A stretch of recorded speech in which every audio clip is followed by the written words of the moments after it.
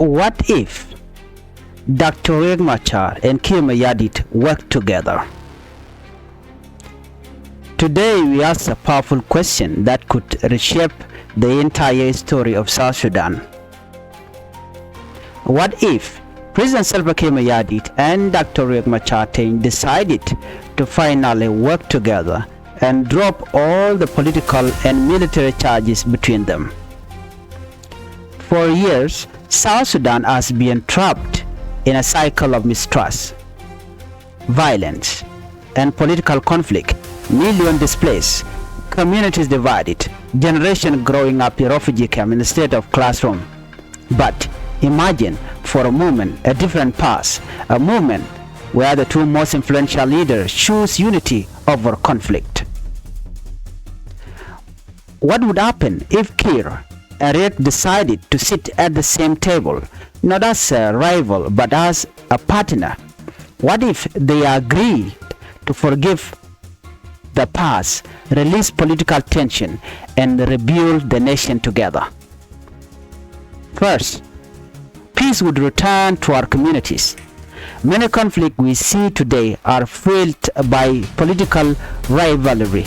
If the top leader reconciled, the grassroots violence would slow down. Families that fled their home would finally return. Camp could empty. Road, hospital, and school could reopen. Second, the economy would rise. Investors fear unstable nation, but if President Salva Kiir and first by President Nyak show real unity, confidence would return, job would be created, our youth could work, not fight, our farmers could farm without fear, our trader could travel safely across the country. Third, the trust of the people would be restored. South Sudanese are tired of war. If these two leaders choose forgiveness, the nation would finally breathe. It would send a message that the suffering of civilians matter more than political power. But here is the real truth. This peace can only happen if both leaders drop their garages, drop the accusation, and drop the politic of revenge.